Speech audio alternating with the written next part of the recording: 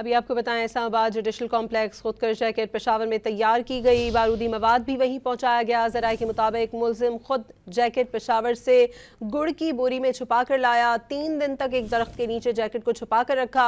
कुछ दिन तक जैकेट एक टेलर के पास भी रखी रही। इंटेलिजेंस इदारों ने टेलर को भी गिरफ्तार कर लिया है। मजीद जान लेते हैं डॉन न्यूज़ के नुमाइंदे शकील करार से। शकील, इस बारे में क्या डिटेल्स हैं आपके पास?